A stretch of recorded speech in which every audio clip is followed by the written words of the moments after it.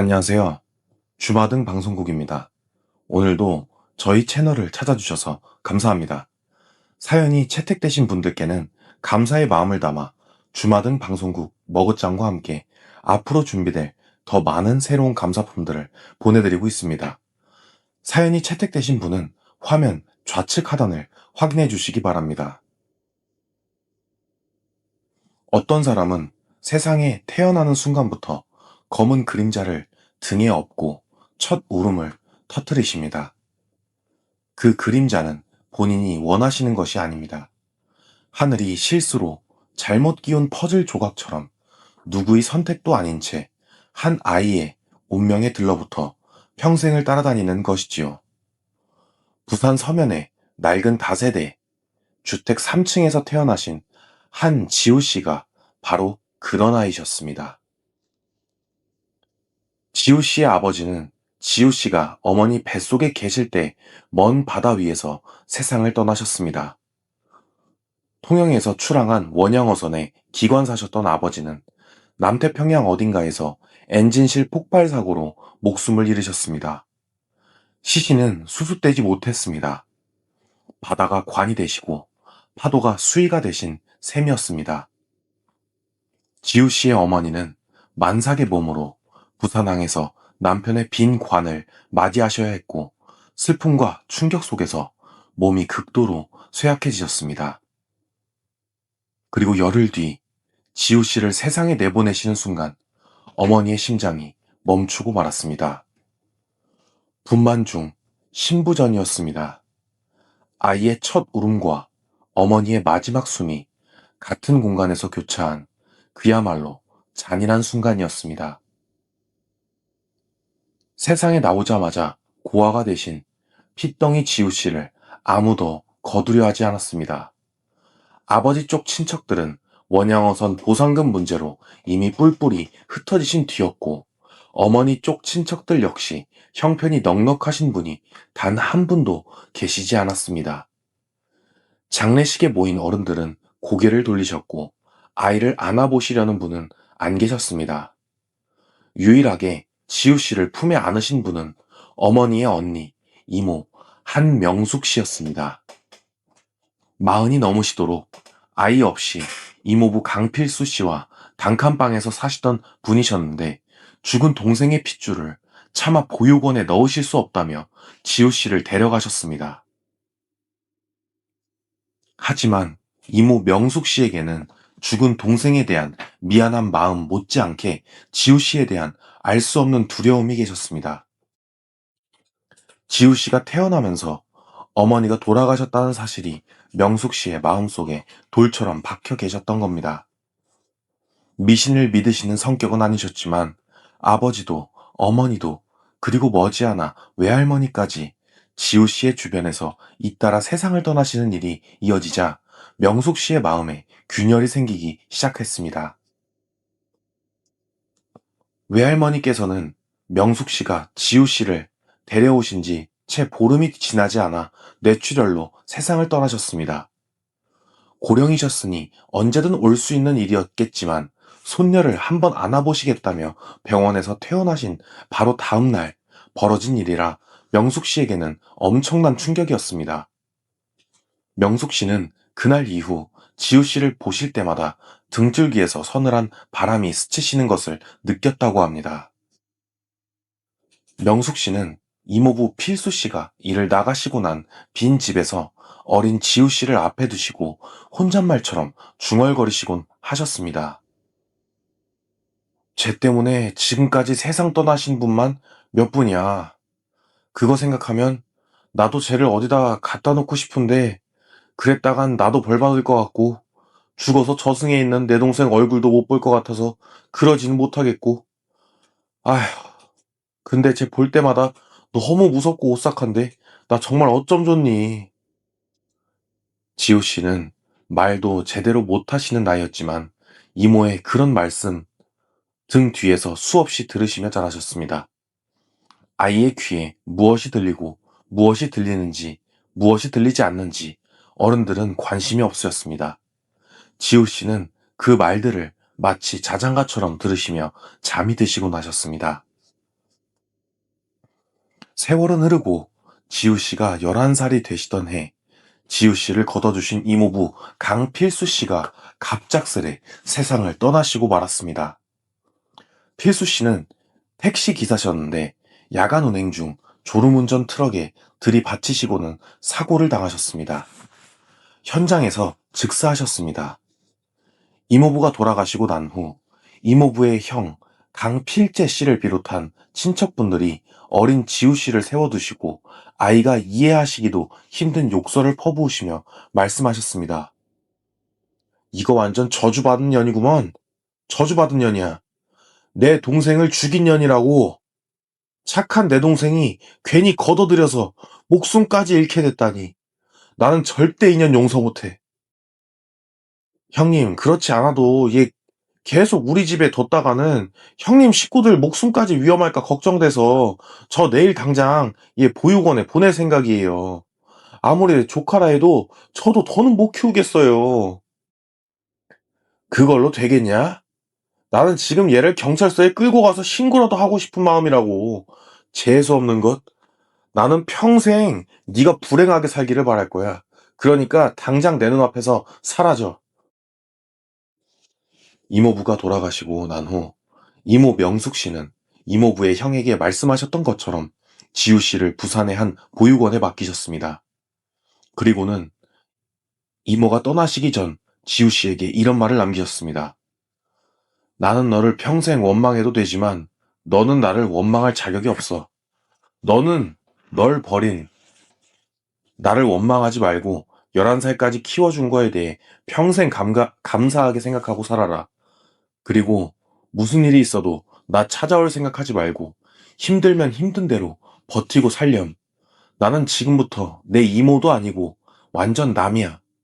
내 말이 무슨 말인지 알겠지?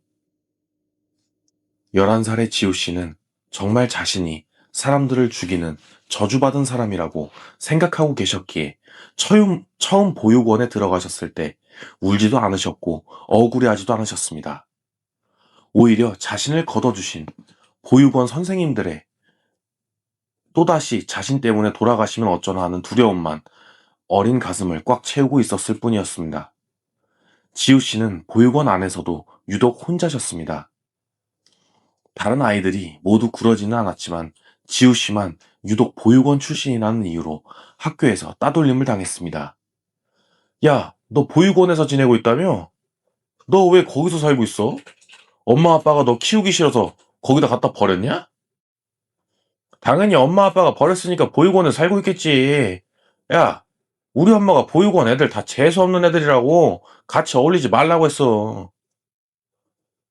아이들의 말은 작은 칼날이었습니다.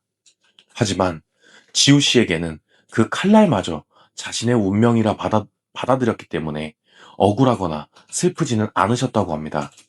자신은 원래 그런 존재라고, 닿는 것마다 쓰러지게 만드는 불길한 사람이라고 11살의 아이가 스스로를 규정하고 있었던 것입니다. 다행히 성인이 되신 후에는 어떤 집단에서 따돌림을 당하거나 그런 일은 있지 않았습니다. 하지만 지우 씨가 가족도 없는 보육원 출신이라는 사실을 알게 되신 사람들은 하나같이 지우 씨를 이용해 먹으려 했습니다. 세상이 지우 씨에게 가르쳐 준 것은 따뜻함이 아니라 사람에 대한 불신뿐이었습니다. 20살이 갓 넘은 지우 씨는 부산의 작은 의류 매장에서 아르바이트를 하시며 겨우 생계를 이어가고 계셨습니다. 그 매장에서 만난 선배 직원 한 분이 처음에는 친언니처럼 잘해주더니 얼마 지나지 않아 돈을 빌려가기 시작했습니다. 언니, 전에 빌려가신 제 돈 70만 원 언제쯤 갚아주실 거예요? 이번 달 월급 받으시면 주신다고 하셨던 것 같은데 말씀이 없으셔서요. 아, 미안한데 그거 다음 달에 갚으면 안 될까? 내가 이번 달에 써야 될 돈이 너무 많아서 너한테 줄 돈이 없다. 다음 달에 꼭 줄 테니까 그때까지만 기다려. 근데 언니, 저번 달에도 그렇게 말씀하셨잖아요. 저도 돈 필요해서 그러는데 빨리 갚아주시면 안 될까요? 이런 말하기 좀 그렇지만 언니 돈 없으시다면서 해외여행도 다녀오시고 매일 네일 아트도 받으시고 정말 돈 없으신 거 맞아요? 야, 내가 없다는데 왜 네가 지랄이야? 그리고 그 돈 얼마나 한다고 자꾸 달라고 사람 귀찮게 하냐? 어? 고아원 출신이 70만 원으로 사람을 아주 달달 볶는구나. 그 돈 내가 줄 수 있을 때 줄 거니까 넌 잠자코 기다리고 있어. 지우 씨에게 돈을 빌려가시고 돌려주지 않으신 분들이 한두 분이 아니셨습니다. 보육원 출신에 혈연 하나 없다는 사실이 알려지면 사람들은 지우 씨를 만만하게 보았습니다. 빌린 돈을 갚지 않으면서 오히려 큰 소리를 치는 분, 밀린 돈을 달라고 하시면 고아 출신이라고 비꼬시는 분, 지우 씨는 그런 사람들 앞에서 더 이상 입을 열지 못하게 되었습니다. 그런데 그보다 더 큰 상처가 23살에 찾아왔습니다. 당시 지우 씨가 다니던 작은 인테리어 회사의 사장이 지우 씨에게 접근하였습니다. 이 사장은 처음에는 보육원 출신의 지우 씨를 불쌍히 여기시는 척하며 이것저것 챙겨주셨습니다. 그러다 어느 날 사장이 심각한 표정으로 지우 씨를 부르셨습니다. 지우 씨, 사장님이 정말 급해서 그러는데 나 좀 도와줄 수 있겠어? 여기 서류에 도장만 찍어주면 돼. 지우 씨한텐 피해가는 거 하나도 없으니까 나 좀 도와줘. 이게 뭔데요, 사장님? 저도 도와드리고 싶긴 한데 이게 뭔지 알아야 도와드리죠. 설명부터 해주시면 안 될까요? 아, 이거 설명해봤자 지우 씨가 알아? 내가 설명해서 알 거면 벌써 했지. 일단 도장부터 찍어줘. 일이 해결되면 보너스 크게 쏠게. 아니요, 사장님. 이게 뭔지 저도 알고 싶어요. 이해 못할 수도 있지만 설명부터 해주세요. 사장님 도와드릴 때 도와드리더라도 뭔지는 알고 도와드리고 싶어요. 야, 배은망덕하게 진짜 인간이 어떻게 그럴 수 있냐? 나한테 도움 받을 때는 다 받아놓고 내가 도움 좀 받아보려고 하니까 발뺌이야? 까치도 은혜를 갚는다는데 너는 왜 나한테 그동안 받은 은혜를 안 갚으려고 하는 거냐? 내가 그럴 거면서 내 회사에서 왜 있는 거야? 당장 나가. 아무것도 없는 거 불쌍해서 걸어뒀더니 감히 나를 배신해? 알고 보니 보증이었습니다. 지우 씨가 서류에 도장을 찍으시도록 사장이 협박과 회유를 번갈아 하셨던 겁니다. 결국 지우 씨는 보증을 서시게 되셨다는데 사장은 지우 씨가 도장을 찍으시자마자 사무실을 정리하고 야반 도주를 하셨습니다. 처음부터 그럴 작정으로 지우 씨에게 보증을 서게 만드신 분이셨던 겁니다. 스물 초중반을 사람들에게 배신만 당하고 살게 되니 지우 씨는 사람 자체가 무서워졌습니다. 밤에 잠을 자다가도 누군가 문을 두드리는 소리가 들리면 심장이 쪼그라들었고 새로운 사람을 만나는 것 자체가 공포가 되었습니다. 그래서 그때부터 지우 씨가 유일하게 마음을 연 사람은 같은 보육원에서 자란 친구들 뿐이었습니다. 그 와중에서도 송아림 씨는 지우 씨와 가장 친하신 분이셨습니다. 아림 씨 역시 보육원 출신이었고 비슷한 상처를 가지고 계신 분이셨기 때문에 서로의 아픔을 말하지 않아도 아시는 사이였습니다. 둘은 부산 해운대 앞 작은 원룸에서 각자 자취를 하시며 유일하게 서로만을 의지하며 살고 계셨습니다. 어느 가을 저녁이었습니다. 아림 씨가 지우 씨에게 전화를 걸었습니다. 지우야, 내 친구가 이 근처에 있다고 해서 오라고 했는데 그래도 괜찮지? 내가 모르는 사람 만나는 거 싫어하는 거 알아서 미리 물어보는 거야. 어떤 친군데? 와도 상관없긴 하지만 나는 그 사람이랑 말 안 섞어도 괜찮지? 너도 알겠지만 난 새로운 사람 알고 지내고 싶지 않아서 너 편한 대로 해, 너 편한 대로 하면 돼. 근데 이 친구도 보육원 출신이라 우리랑 사정이 비슷해. 경계 안 해도 될 거야. 이따 올 친구 정말 좋은 사람인 거 내가 보증할게. 그날 저녁 해운대 근처의 작은 분식집에서 지우 씨는 한 남자를 처음 만났습니다. 그 남자의 이름은 최도하, 아림 씨의 보육원 동기였는데 29의 마른 체구에 눈이 유난히 깊은 분이었습니다. 처음 봤을 때는 도하 씨, 지우 씨와는 다르게 세상을 긍정적으로 바라보며 열심히 살아가는 분인 줄 알았다고 합니다. 웃으실 때 눈가에 잔주름이 지었는데 그 주름이 따뜻한 사람처럼 보였기 때문이었습니다. 하지만 알고 보니 도아 씨는 마음속 깊은 곳에 친부모를 향한 분노를 가득 안고 사는 분이었습니다. 분식집에서 처음 만난 날 이후 아림 씨를 통해 도아 씨와 종종 마주치게 되었습니다. 세 사람이 함께 밥을 먹거나 해변을 걷는 일이 잦아졌는데 어느 날 아림 씨가 갑자기 급한 일이 생겼다며 먼저 자리를 뜨는 바람에 지우 씨와 도아 씨 단둘이 해운대 백사장에 남게 되었습니다. 파도 소리를 들으며 나란히 걷던 중 도아 씨가 먼저 입을 열었습니다. 평소에는 밝게 웃던 사람이었는데 그날은 유난히 표정이 어두웠습니다. 정확히 기억은 안 나지만 그나마 남아있는 내 기억으로는 엄마가 나를 버린 걸로 기억해. 분명히 나한테 이모 집에 간다고 하셨는데 정신 차려보니까 보육원이더라고.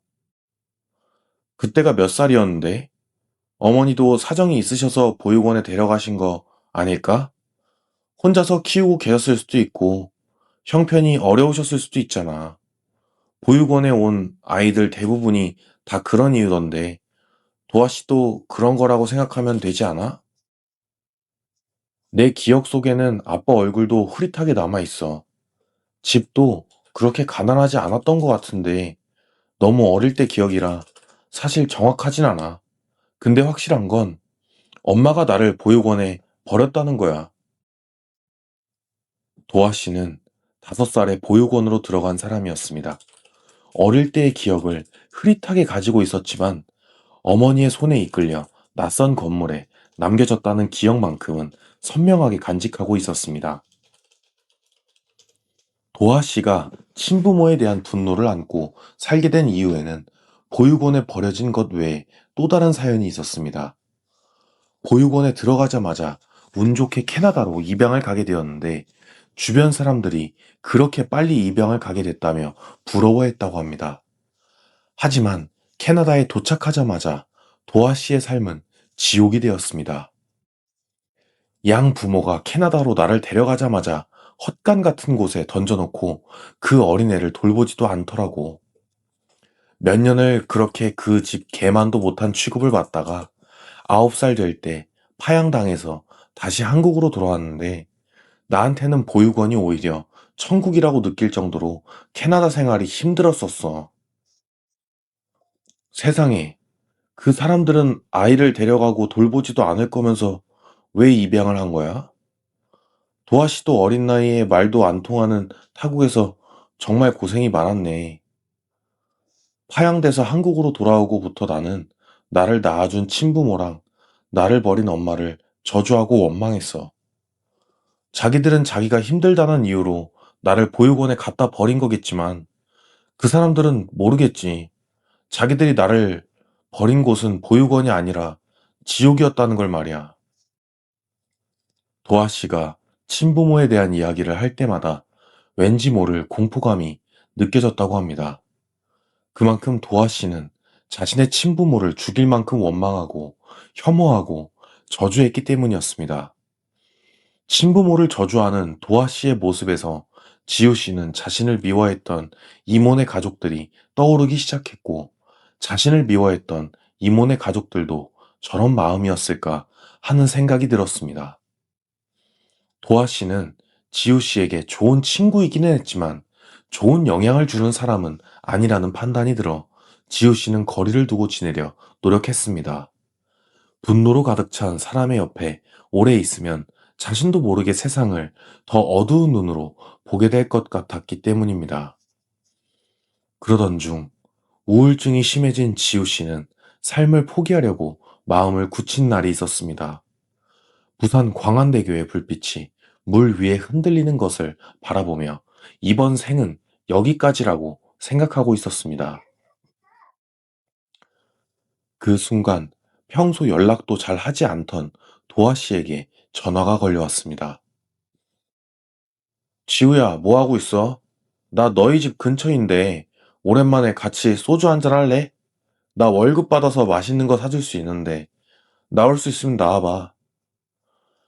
아, 미안해. 나 지금 몸이 많이 안 좋아서 못 나갈 것 같아. 다음이 있을지는 모르겠지만, 다음에 보는 걸로 하자. 너 목소리가 왜 그래? 너 진짜 아픈 거 맞아? 너 설마 지금 이상한 생각하고 있는 거 아니지? 지우야, 내가 지금 너희 집 앞으로 갈 테니까 잠깐만 기다리고 있어. 오지 마. 나 이제 그만하고 싶어. 그러니까 말리지 말고 모른 척하고 오지 마. 제발 부탁이야. 도아 씨는 지우 씨가 극단적인 선택을 하려는 것을 눈치채고는 한달음에 지우 씨의 원룸으로 달려와 주었습니다. 그리고 정신이 반쯤 나가 있는 지우 씨에게 이렇게 말해 주었습니다. 지우야, 네가 이러니까 내 정신이 번쩍 든다. 나도 오늘 기분 좋게 술 마시고 이번 생 끝내려고 했었는데 그러지 말아야 될 것 같다. 너도 죽으려고 했다고? 지금 일부러 나 때문에 거짓말하는 거지? 그런다고 내 마음이 바뀌진 않아. 진짜야. 나도 사는 게 너무 힘들고 괴로워서 그러려고 했어. 근데 지우야, 우리 죽지 말자. 죽지 말고 어떻게든 살아보자. 아무리 우리가 재수없다고 해도 남은 인생도 지금처럼 불행하지만은 않을 거 아니야. 모르겠어. 나는 죽을 때까지 이렇게 재수없는 삶을 살까봐 너무 무서워. 나한테 희망이라는 건 안 보여. 나 이제 그만하고 싶어. 내가 도와줄게. 내가 네가 행복해질 수 있도록 도와줄 테니까 그러니까 죽겠다는 말 하지 마. 우리 서로 의지하면서 조금만 더 살아보자. 딱 1년만 더 살아보고 그때도 힘들면 우리 같이 죽자. 그러면 어떨까? 도아 씨는 그날 밤새 지우 씨의 곁에서 지우 씨를 지켜주었습니다. 그리고 그날 이후 매일 지우 씨의 원룸으로 찾아오며 지우 씨가 무사히 잘 지내고 있는지를 확인해 주었습니다. 그뿐만이 아니었습니다. 지우 씨가 세상을 아름답게 바라볼 수 있도록 무던히 애를 써주었습니다. 가을이 깊어지던 어느 주말이었습니다. 도아 씨가 지우 씨를 부산 금정산으로 데려갔습니다. 지우 씨는 태어나서 단 한 번도 단풍을 보러 산에 오른 적이 없었습니다. 산이라는 곳이 무엇이 좋은지도 몰랐고 단풍이라는 것이 그저 가을이 왔다는 신호일 뿐이라고 생각하고 있었습니다. 금정산 등산로를 오르는 도아 씨의 발걸음은 굉장히 가벼웠습니다. 앞서 걸으며 자꾸 뒤를 돌아보았고 지우 씨가 힘들어하면 손을 내밀었습니다. 지우 씨는 처음에는 그 손을 잡지 않았습니다. 사람의 손을 잡으면 그 사람도 자신 때문에 다치거나 세상을 떠날 것만 같았기 때문입니다. 하지만 도아 씨는 거부당해도 웃으며 다시 손을 내밀었습니다. 마치 괜찮다고, 나는 안 죽는다고 말없이 손짓으로 말하는 것 같았습니다. 산 중턱에 다다랐을 때 지우 씨는 걸음을 멈추었습니다. 눈앞에 펼쳐진 풍경에 숨이 멎은 것입니다.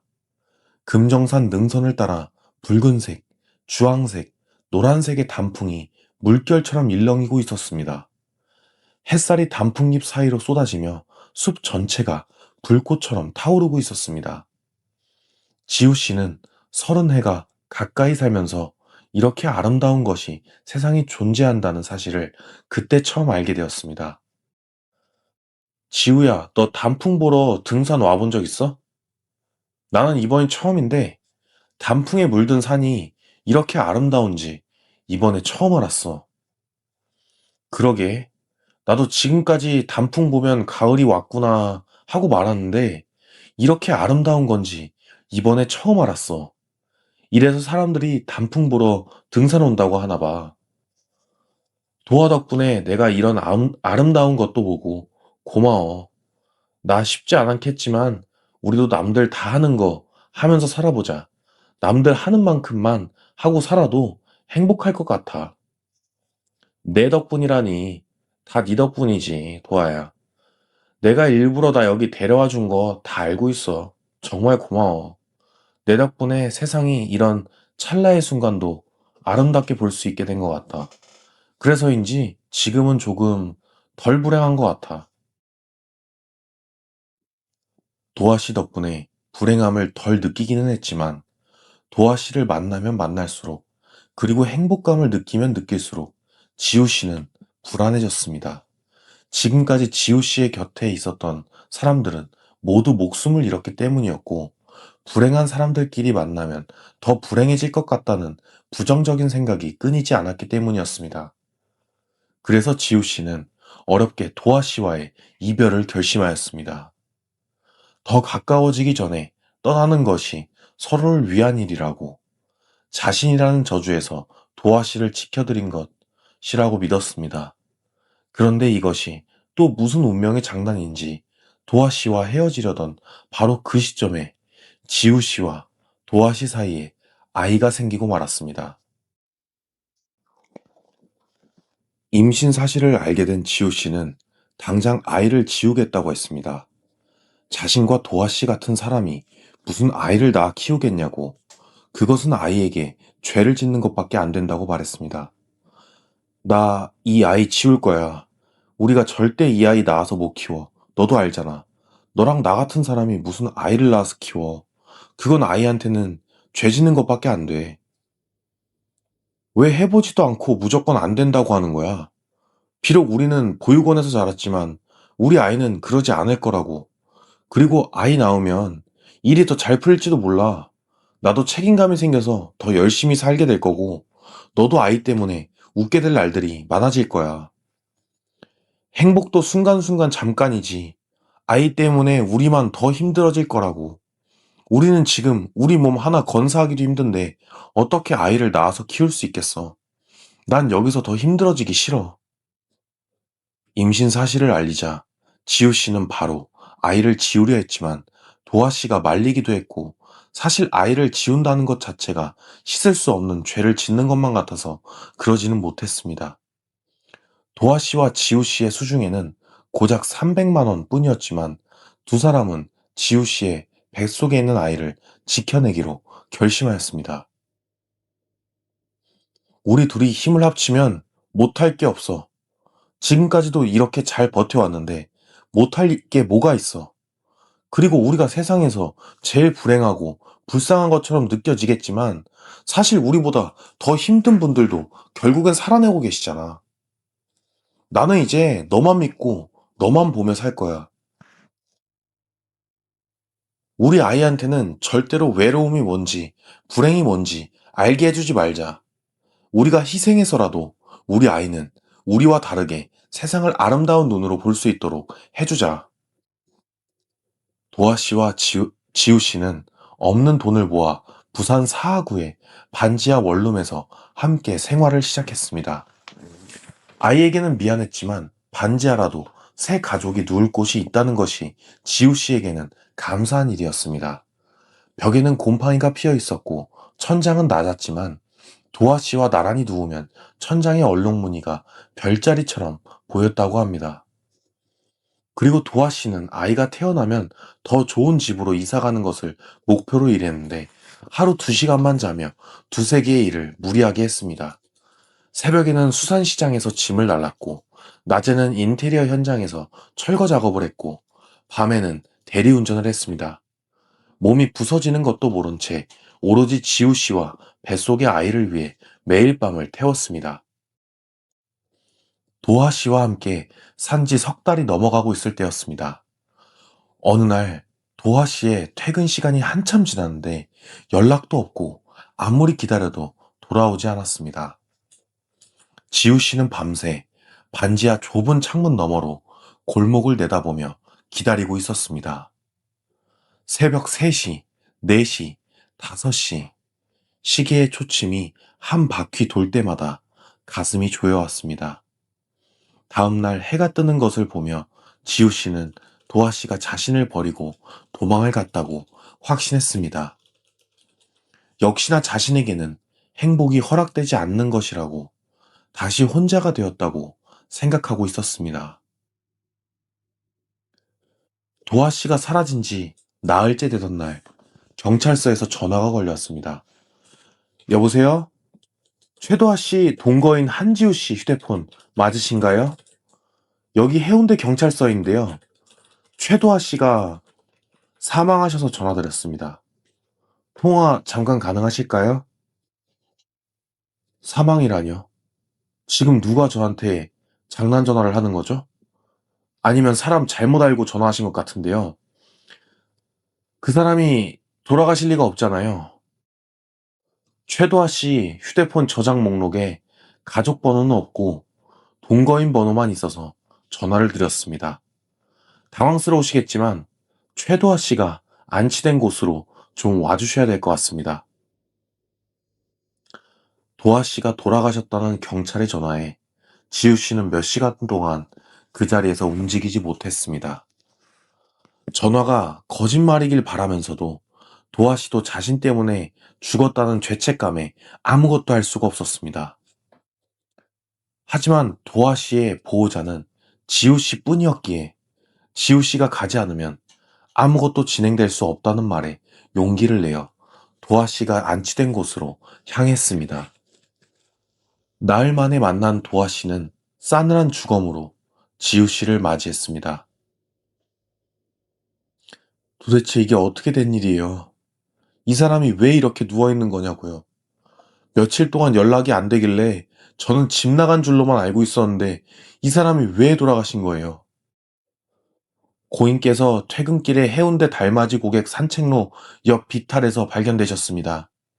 인적이 드문 곳이라 발견되는데 며칠이 걸린 것으로 보입니다. 그리고 손에 붕어빵 봉지가 들려있는 것으로 보아 스스로 목숨을 끊으신 것이 아닌 것 같아 근처 CCTV를 확인해 보았습니다. 최도하 씨가 걷다가 갑자기 휘청거리셨고 그 후에 쓰러지면서 비탈 아래로 떨어지신 것으로 확인되었습니다. 붕어빵이었습니다. 도하 씨는 지우 씨에게 사다 주려고 붕어빵을 사던 길이었습니다. 지우 씨가 며칠 전에 붕어빵이 먹고 싶다고 무심코 한 말을 기억하고 야근 후 돌아오는 길에 포장마차에서 들렸던 것입니다. 과로에 찌든 몸이 더 이상 버티지 못하고 비탈길 옆에서 쓰러진 것이었습니다.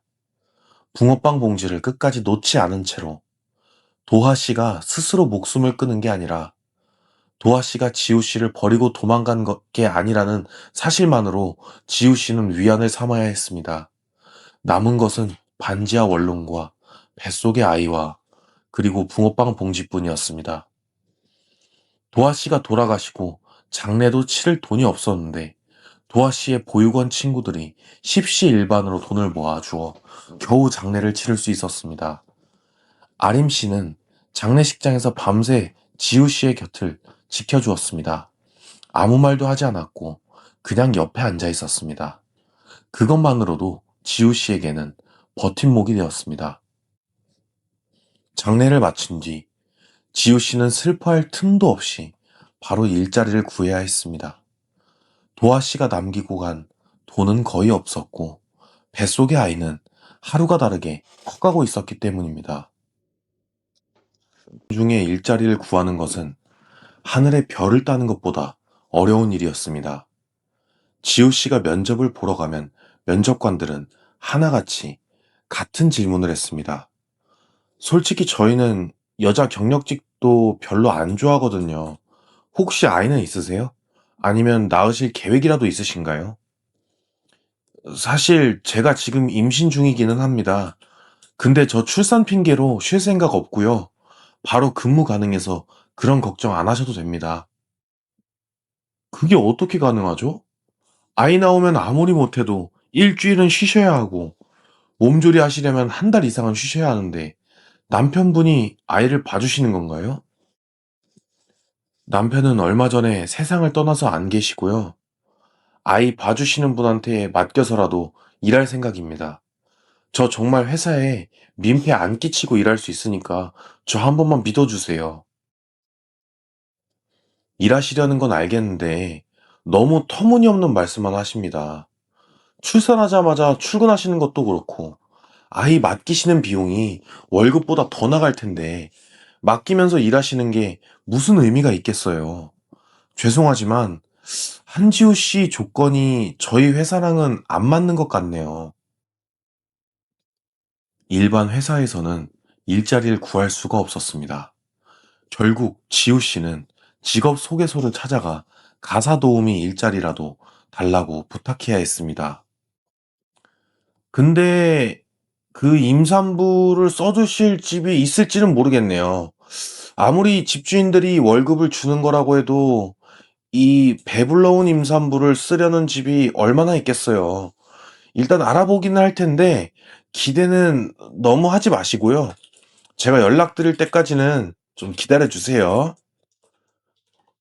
가사 도우미 일도 거의 포기하며 연락을 기다리지 않고 있었는데 기적처럼 직업소개소에서 전화가 걸려왔습니다. 한지호 씨, 채용하고 싶다는 집이 하나 왔거든요. 제가 주소 알려드릴 테니까 거기로 가서 면접 보고 오세요. 여기 말고는 기회 없으니까 무조건 면접 잘 보셔야 되고요. 아시겠죠?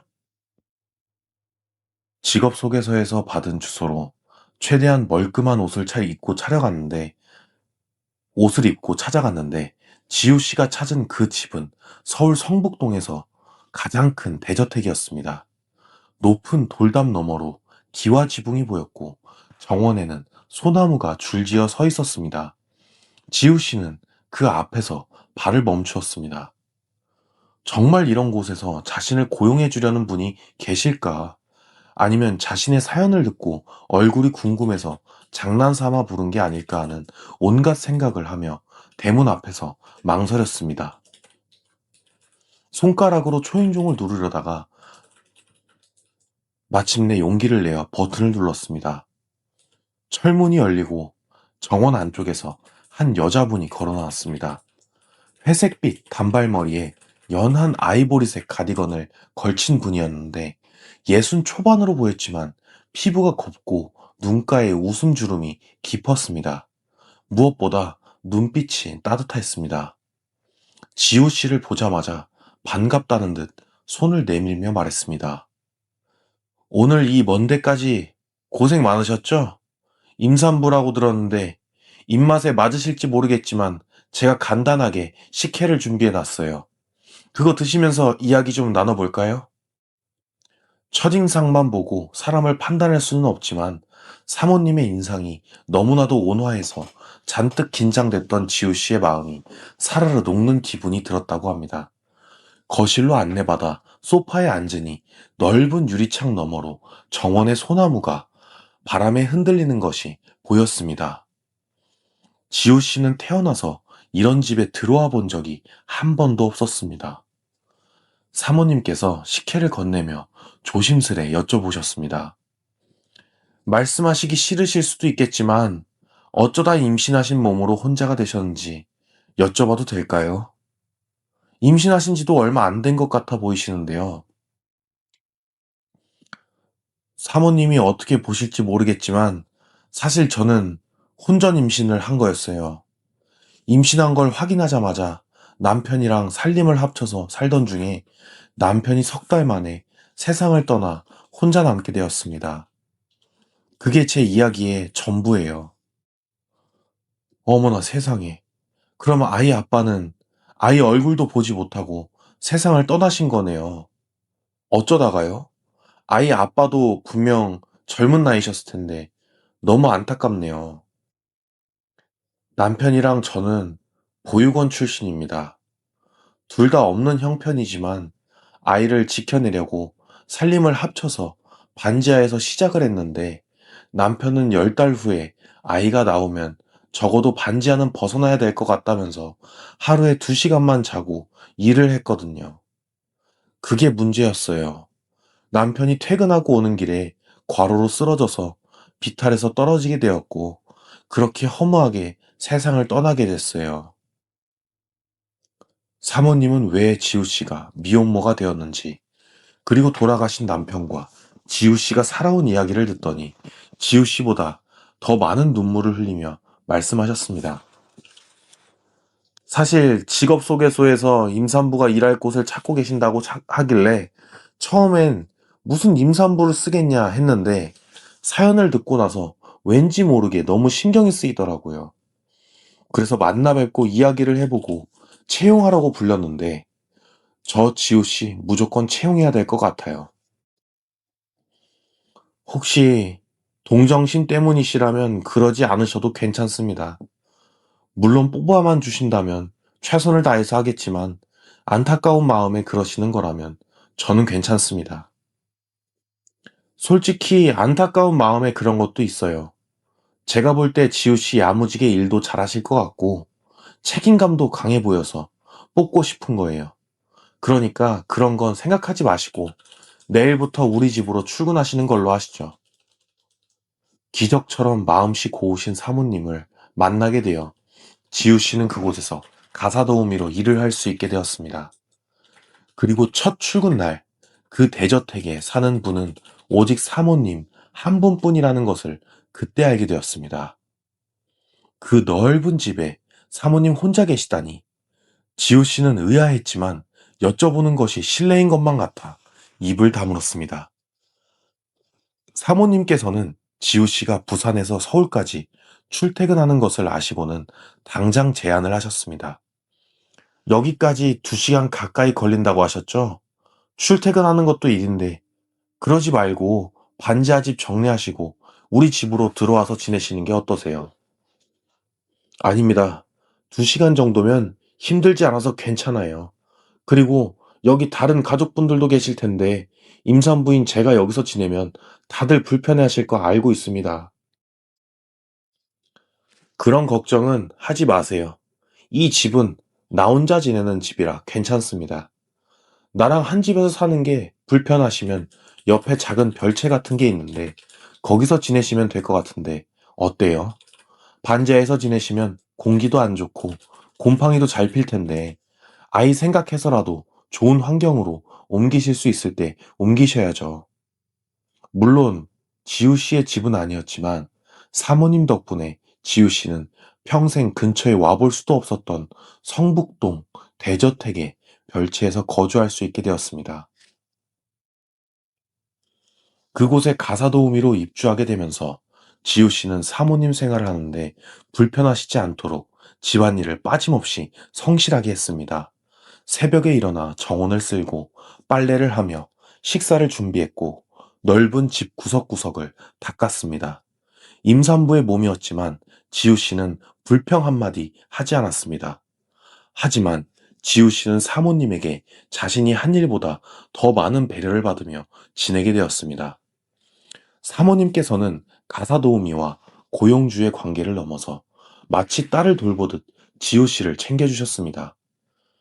지우야, 그 빨래는 이틀에 한 번씩만 하는 걸로 해. 어차피 우리 둘만 사는 집인데 매일같이 빨래하면 지우 씨 힘들지. 지우 씨, 그 빨래는 이틀에 한 번씩만 하는 걸로 해. 어차피 우리 둘만 사는 집인데 매일 같이 빨래하면 지우 씨만 힘들지 않아? 당장 급하게 입어야 되는 옷 있으면 내가 따로 말할 테니까 빨래로 힘 빼지 마. 빨래 양이 얼마 안 돼서 그 정도면 괜찮아요. 그나저나 사모님, 오늘 저녁으로 된장찌개 준비하려고 하는데 괜찮으세요? 오늘 저녁은 약속이 있어서 밖에서 먹고 올 것 같으니까 저녁은 지우 씨 먹고 싶은 걸로 먹어. 그리고 요즘 뭐 땡기는 음식 없어? 갔다 오는 길에 내가 백화점에서 먹을 것 좀 사다 올게. 아니에요. 얼마 전에 사모님이 사다 주신 귤도 많이 남아서 그거 먹으면 될 것 같아요. 항상 신경 써 주셔서 정말 감사합니다. 임신했을 때 먹고 싶은 거 다 먹어야지. 나중에 생각 안 난다고 그러니까 부담 갖지 말고 먹고 싶은 거 있으면 언제든지 말해줘. 내가 임신한 지우 씨한테 해줄 수 있는 게 이것밖에 없어. 사모님은 친절함을 넘어 지우 씨에게 엄마 같은 존재가 되어 주셨습니다. 임산부인 지우 씨를 위해 항상 질 좋은 먹을거리를 사다 주셨고, 지우 씨가 무리하며 해야 할 일들도 하지 못하게 막아주셨습니다. 지우 씨가 정원을 쓰려고 하면 사모님이 먼저 빗자루를 들고 나오셨고, 무거운 것을 들려고 하면 손사래를 치며 자신이 하겠다고 하셨습니다. 태어나서 단 한 번도 누군가에게 이런 보살핌을 받아본 적이 없던 지우 씨는 사모님의 따뜻함에 매일 밤 별채의 이불 속에서 눈물을 흘렸습니다. 물론 기쁜 눈물이었지만 동시에 두려운 눈물이기도 했습니다. 이 따뜻함이 언제 사라질지, 이분도 자신의 곁을 떠날지 모른다는 공포가 항상 가슴 한편에 도사리고 있었기 때문입니다. 하루는 그 감사함이 너무 커서 지우 씨는 사모님에게 조심스레 여쭈어 본 적이 있었습니다. 사모님, 저 궁금한 게 있는데요. 하나만 여쭤봐도 될까요? 건방지게 들리실 수도 있겠지만 정말 궁금해서요. 뭔데? 궁금한 거 있으면 뭐든지 물어봐. 내가 솔직하게 대답해 줄게. 사모님이 저한테 이렇게 잘해주시는 이유가 궁금합니다. 사실 사모님이 저한테 이렇게 잘해주셔도 사모님이 얻는 건 하나도 없는데 이유 없이 잘해주시니까 정말 감사한 마음뿐이긴 한데 한편으론 궁금하기도 해서요. 사모님께서는 잠시 창밖을 바라보다가 돌아앉으며 말씀하셨습니다. 내가 지우 씨한테 잘해주는 이유라 사실 나도 잘 모르겠지만 그냥 내가 잘해주고 싶어서 잘해주는 거야. 그리고 나한테 자식은 없지만 자식이 있었다면 지우 씨 또래였을 것 같다는 생각이 들어. 지우 씨가 내 자식같이 느껴져서 잘해주게 되는 것 같은데 확실한 건 내가 지우 씨한테 자꾸 마음이 가서 그런 것 같고 다른 사람이었으면 내가 이렇게까지 했을 거라고 확신은 못할 것 같은데 지우 씨는 사모님의 말씀을 들으며 가슴 깊은 곳에서 따뜻한 것이 차오르는 것을 느꼈습니다. 자식이 있었다면 지우 씨 또래였을 거라는 말씀.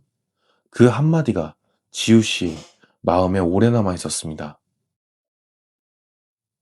사모님이 자신을 생각해 주시는 마음이 정말 감사했고 소중했지만 출산일이 다가오면서 다가올수록 내가 이곳에 머물러도 되나 싶은 마음이 계속 들었습니다.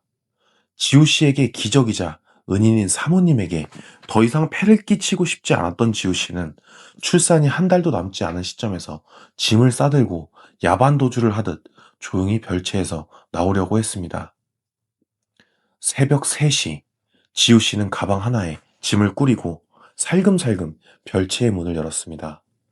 정원을 가로지르며 대문 쪽으로 걸어가는데 본체에 부엌에서 불이 켜져 있었습니다. 그리고 유리문 너머로 사모님의 모습이 보였습니다. 물을 한 잔 마시려고 나오셨던 것이었습니다. 사모님의 눈과 지우 씨의 눈이 유리 너머로 마주쳤습니다. 사모님이 급히 나오시며 지우야, 어디 가려고 이 시간에 짐을 싸들고 나가는 거야. 내가 잠깐 물 마신다고 나오지 않았으면 어쩔 뻔했어. 사모님, 저 더 이상 사모님한테 신세를 질 수가 없어요. 아이 낳으면 제가 원치 않게 사모님에게 지금보다 더 신세를 져야 되는데 그러고 싶지 않습니다. 지금까지 저한테 베풀어 주신 것들 평생 잊지 않고 감사히 여기면서 제 삶의 원동력으로 삼고 살겠습니다. 지우 씨, 지금 이대로 가버리면 나도 힘들지만 지우 씨도 힘들어질 거야. 전에 지우 씨가 했던 말대로 세상에 나 같은 사람이 몇이나 될 것 같아. 비록 내가 지우 씨 부모는 아니지만 지금 지우 씨가 있을 수 있는 안전한 울타리가 있다면 아이를 생각해서라도 그곳에 있는 게 맞아. 늦은 새벽에 짐을 싸들고 도망가려 하던 중 마침 잠에서 깬 사모님에게 딱 들키게 되어 지우 씨는 도망가지도 못하고 그날부터 사모님에게 감시를 당하며 꼼짝없이 그곳에 머물러야만 했습니다. 사모님께서는 매일 밤 별채의 불이 꺼지는 것을 확인하신 뒤에야 주무셨고 새벽에는 지우 씨보다 먼저 일어나 별채의 문이 닫혀 있는지 확인하셨습니다. 지우 씨는 그런 사모님이 감사하기도 했고 동시에 마음이 아프기도 했습니다. 그렇게까지 해주시는 분이 세상에 계시다는 사실이 믿기지 않았기 때문입니다. 그렇게 지우 씨는 사모님의 따뜻한 안전한 울타리 안에서 보살핌을 받으며 건강한 딸아이를 출산하게 되었습니다. 출산 당일 사모님에게 중요한 해외 거래처 일정이 잡혀 있어서 사모님께서는 출산 후 저녁쯤에야 병원을 찾아오실 수 있었습니다. 지우 씨, 미안해. 내가 어떻게든 스케줄을 빼보려고 했는데 거래처 분들이 유럽에서 오신 분들이라 차마 시간을 뺄 수가 없었어.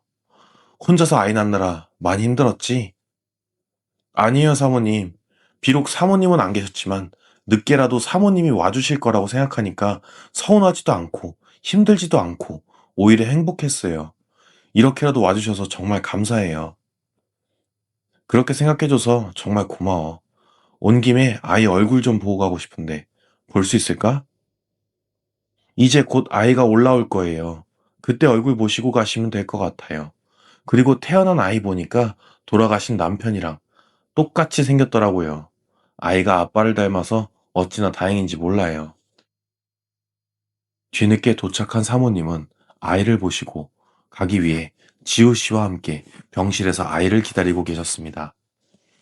창밖으로 저녁 노을이 물들어가고 있었고 병실 안은 고요했습니다. 지호 씨는 출산의 피로에 눈이 감길 듯 했지만 사모님이 아이를 보시는 모습을 함께 나누고 싶어 억지로 눈을 뜨고 있었습니다. 몇 시간 후 간호사가 갓 태어난 아기를 안고 병실로 돌아왔습니다. 간호사가 사모님에게 아이를 안겨드렸습니다. 사모님께서는 조심스럽게 아이를 받아 안으셨습니다. 그리고 아이의 얼굴을 보시는 순간 사모님의 얼굴이 얼어붙었습니다. 포대기 안에서 잠들어 있는 아기의 얼굴, 작은 코, 오똑한 이마, 아래로 살짝 처진 귀, 사모님의 두 눈이 경악으로 크게 벌어졌습니다. 아이를 안은 두 팔이 부들부들 떨리기 시작했고 얼굴에서 핏기가 빠져나갔습니다. 이게 정말 지우 씨가 낳은 아이가 맞아? 어떻게 이런 일이 있을 수가 있지? 지우야, 돌아가신 남편분 성함이 어떻게 돼? 사모님, 갑자기 왜 그러세요?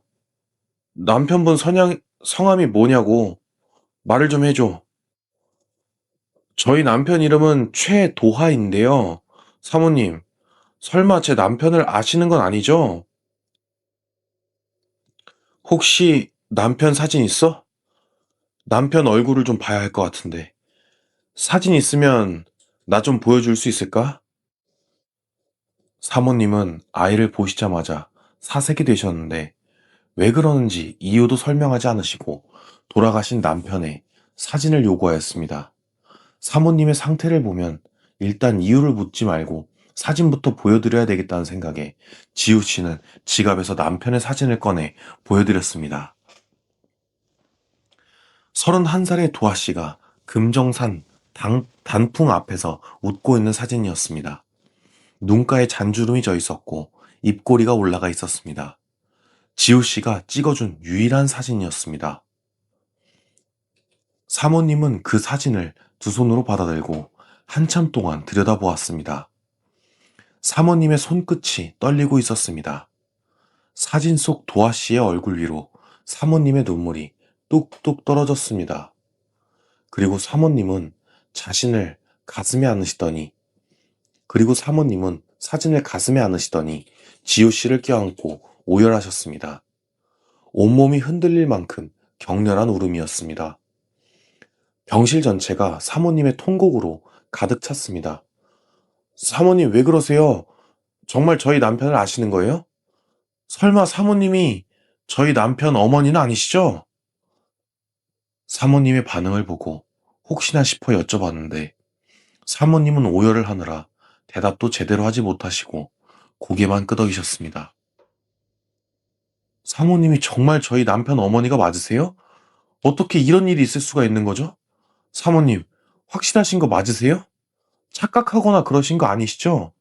사모님 분명 자식이 안 계시다고 하셨잖아요. 나한텐 아들이 하나 있었어.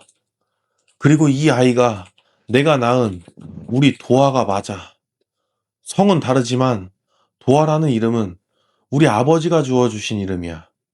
도아가 태어날 때도 아빠만 쏙 빼닮아서 태어났는데 이 아이가 커서도 어쩜 아빠 모습 그대로니? 그런데 우리 도화가 세상을 떠났다니. 병실의 시간이 멈춘 것 같았습니다. 창밖의 저녁 노을은 이미 사라지고 어둠이 내리고 있었습니다. 사모님은 갓 태어난 아기를 안은 채 눈물을 멈추지 못하셨고, 지우 씨 역시 이 믿을 수 없는 현실 앞에서 두 눈을 감고 흐느꼈습니다. 사모님은 한참을 우신 뒤 떨리는 목소리로 그동안의 이야기를 들려주셨습니다. 내가 결혼하고 나서도 일에 미쳐 살았어. 아버지 회사를 능력 없는 오빠한테 물려주시는 꼴을 보기 싫어 내가 그 회사를 물려받으려고 미쳐 살았었는데, 그렇게 살면서 아버지 회사를 얻는 대신 가정을 잃게 됐지. 도아 아빠가 아이는 자기가 키우겠다고 이혼하자고 해서 당시 회사 상속 문제로 정신없던 내가 옳다구나 하고 이혼을 해줬는데, 도아 친아빠가 기다렸다는 듯이 재혼을 하더라고. 그럼 바람을 피우고 계셨다는 건가요? 사모님 핑계를 대면서 이혼을 요구했던 거네요. 진실은 모르겠지만 그게 뭐가 됐든 나는 상관이 없었어. 내 인생만 잘 되면 된다고 생각을 했었거든. 근데 도아 아빠가 재혼을 하고 얼마 지나지 않아 도아가 실종됐다는 연락을 받게 됐어. 그때부터 나는 몇 년 동안 도아만 미친 듯이 찾아 헤맸지. 사모님은 말씀을 잇지 못하시고 눈물을 흘리셨습니다. 제 추측으로는 계모가 도아를 갖다 버렸고, 음, 자기를 찾지 못하게 하려고 해외로 입양을 보낸 것 같다고 했어요. 아마 이 모든 게 다 계획적이었을 거예요. 우리 도아는 그것도 모르고 지옥에서 살아야 했고, 근데 그 모든 게 잘못 읽었습니다. 죄송합니다. 다시 하겠습니다. 내 추측으로는 계모가 도아를 갖다 버렸어. 내가 찾지 못하게 하려고 해외로 입양을 보냈던 것 같아. 아마 이 모든 게 다 계획이 있었을 거야. 우리 도아는 그것도 모르고 지옥에서 살아야만 했고, 근데 그 모든 게 다 나 때문이라니. 우리 도아 정말 어떡하면 좋겠니? 사모님 자책하지 마세요. 절대 사모님 잘못이 아니라 남편을 갖다 버린 그 계모 잘못이잖아요. 그래, 그렇게 생각하면 되는데, 우리 도아가 세상을 떠났다고 하니까 다 나 때문인 것 같구나. 조금만 버텨줬으면 어쩌면 나를 만났을지도 모르는데, 그렇게 비명 행사를 했다니. 나 이제 어쩜 좋니? 우리 도아가 평생 고통 속에 살다가 그렇게 떠났다고 생각하니까 너무 괴롭구나. 사모님이 남편의 친어머니라는 것을 알게 된 뒤, 지우 씨는 사모님과 함께 남편이 버려졌다는 보육원으로 찾아갔습니다. 그리고 보육원 원장 허순봉 씨에게 남편이 어떻게 이 보육원에 오게 되었는지를 여쭤보았는데, 원장은 죄 지은 사람처럼 몸을 떨며 말했습니다. 너무 오래전 일이라 도아가 어떻게 이곳에 오게 됐는지 기억이 잘 나지 않습니다. 그리고 도하 본인이 와서 물어보는 게 아니면 저는 당신들한테 이야기해드릴 이유가 없네요. 사모님은 보육원에 오시기 전 준비해 두셨던 서류들과 사모님의 명함을 원장에게 건네셨습니다. 대형 유통그룹 회장의 명함을 보고 원장이 기겁을 하더니 일을 더 크게 만들고 싶지 않았는지 결국 모든 이야기를 털어놓았습니다. 도화를 데리고 온 분이 꽤나 큰 돈을 건네주셨어요. 그러면서 도화를 바로 해외로 입양 보내면 더 큰 돈을 주겠다고 해서 제가 그때 돈에 미쳐서 도화를 캐나다로 입양을 보낸 건데, 그 돈만 있으면 우리 보육원에 있는 다른 아이들이 더 좋은 환경에서 지낼 수 있어서 그랬던 거였어요. 정말이에요. 어디서 그런 말도 안 되는 소리를 하고 계십니까? 어떻게 돈에 미쳐서 부모가 버젓이 살아있는 아이를 해외로 보낼 수가 있습니까? 당신은 평생 이 사실을 들키지 않고 살 거라고 생각하셨나요? 회장님, 한 번만 용서해 주세요. 지금 제 밑으로 딸린 아이들이 수십 명입니다. 제가 잘못되면 이 보육원에 있는 아이들도 희망을 잃게 된다고요. 돈이 문제가 아니라는 걸 아시잖아요. 우리 도하가 세상을 떠났다는 소식을 들으셨을 텐데 그 이야기를 들으면서 죄책감 같은 건 느껴지시지 않으셨나요? 그리고 지금 이곳에 있는 아이들을 위해서라도 참지 않을 생각입니다. 모든 사실을 실토받은 사모님은 바로 그 보육원 원장을 경찰에 신고하였습니다. 그리고 지우 씨가 사모님에게 남편을 버린 계모도 벌을 받아야 되는 거 아니냐고 여쭤보자 사모님은 그러고 싶어도 그러실 수 없다고 말씀하셨습니다. 그 여자 도하를 버리고 도하 아빠랑 호주로 가서 시민권 얻고 살고 있는 걸로 알고 있어. 그래서 어떻게 데리고 오고 싶어도 못 데려올 것 같아. 그래도 벌은 받아야 되지 않나요? 그 사람이 몇 명의, 몇 사람의 인생을 망가뜨렸는데 벌은 받아야죠. 저 절대로 그 계모라는 분 가만히 둘 수가 없습니다. 들어보니까 그 여자 지금 폐에 병이 들어서 오늘 내일 하고 있는 중이라고 하더라고. 벌을 그렇게라도 받는 거겠지. 일단 도아 아빠한테 연락해서 이 모든 사실 말할 생각이니까 지우야, 조금만 기다려줘라. 그리고 한 달 후 남편의 친아버지가 남편을 버렸던 계모와 이혼을 진행하며 얼마 남지 않은 계모를 내팽개쳤다는 소식을 듣게 되었습니다. 남편의 인생을 망가뜨린 사람들이 모두 벌을 받게 되자 그지야 사모님은 남편의 납골당을 찾으셨습니다. 엄마가 너무 늦게 와서 미안하다. 도아야. 엄마가 너를 괴롭힌 사람들 벌 주고 오느라 늦었단다. 그렇게 해야지. 너를 보면 목이 놓일 것 같아서 이제 왔는데 너무 늦게 온 엄마를 용서해 줄 수 있겠니? 엄마가 참 많이 미웠지. 엄마가 지켜주지 못해서 정말 미안하단다. 사모님은 납골당 앞에서 땅을 치며 오열을 하셨습니다. 그리고 사모님은 남편에게 약속하셨습니다. 엄마가 너에게 지은 죄값은 지우랑 내 아이한테 갚으며 살도록 하마. 엄마가 비록 우리 도화는 지켜주지 못했지만 지우랑 내 아이만큼은 어떻게든 지켜내고 말 거니까 걱정하지 말고 이제 편히 눈 감으렴. 그리고 지우랑 아이를 엄마한테 보내줘서 정말 고맙다. 도아야. 사모님이 이렇게 해주신 거 이 사람도 사모님 마음 이해하시고 오히려 감사해야 할 거예요. 사모님 덕분에 이제 이 사람도 편히 눈 감을 수 있을 것 같아요. 감사합니다. 그렇게 지우 씨는 그날 이후부터 지금까지 딸 아이와 함께 시어머니 곁에 머무르며 함께 지내고 있습니다. 시어머니가 남편의 친어머니라는 사실을 알기 전에는 그곳을 떠나는 것이 시어머니를 위한 일이라고 생각했는데 시어머니가 남편의 친어머니라는 사실을 알게 된 이후로부터는 자신이 시어머니 곁에 있어야겠다는 생각을 하게 되었습니다. 그 이유는 시어머니께서도 이혼을 하시고 아들을 잃으신 후 평생 죄책감에 외롭게 살아오셨을 텐데 지금이라도 며느리와 아들을 쏙 닮은 손녀와 함께 사시며 평생 안고 사셨던 죄책감을 떨쳐버리시고 행복하게 사셔야 되지 않겠느냐는 생각이 들었기 때문이었습니다. 시어머니께서도 지우 씨가 떠나는 것을 원치 않으셨기에 시어머니와 지우 씨는 딸아이를 함께 키우며 행복하게 잘 지내고 있었습니다. 넉넉한 형편의 시어머니께서 아이는 본인이 키우시겠다고 하고 싶은 일이 있으면 뭐든 하라고 해주셔서 지우 씨는 꼭 가보고 싶었던 대학에 도전하려고 준비 중에 있습니다. 지우 씨는 사연의 마지막에 이런 말씀을 남기셨습니다. 여러분들이 제 사연을 들으셔도 이게 기적이 아니면 뭐라고 설명하겠냐 싶으시죠?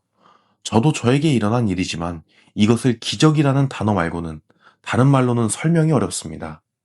저는 이 기적이 남편이 저에게 주고 가신 선물이라고 생각하고 있어서 돌아가신 남편에게 평생 감사하고 시어머니와 딸에게 절하며 이 생을 열심히 살다가 남편의 곁으로 떠날 생각입니다. 그리고 저는 저뿐만 아니라 모든 분들에게도 반드시 한 번의 기적은 일어난다고 믿고 있습니다. 남편 도아 씨는 살아있을 때 지우 씨에게 말했습니다. 딱 1년만 더 살아보자고. 1년만 버티면 무언가 또 달라질 거라고. 도아 씨는 약속을 지켰습니다. 비록 본인은 세상을 떠났지만 지우 씨를 어머니에게로 데려다 주는 것으로 그 약속을 지킨 것입니다. 부산 해운대 달맞이 고개에서 붕어빵 봉지를 손에 쥔 채 쓰러진 남자. 그 남자는 아내에게 가는 길이었습니다. 따뜻한 붕어빵을 안겨주려고 비탈길을 걷고 있었습니다. 그 발걸음은 비탈 아래에서 멈추었지만 그가 만든 길은 멈추지 않았습니다.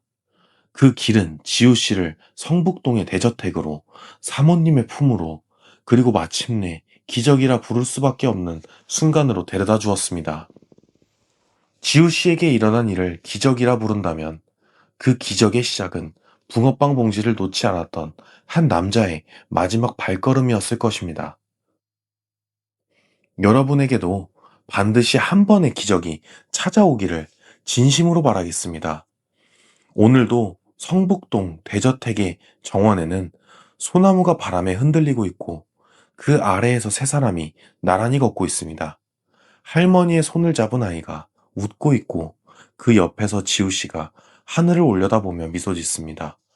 하늘 어딘가에서 도아 씨도 웃고 있을 거라고 지우 씨는 믿고 있습니다.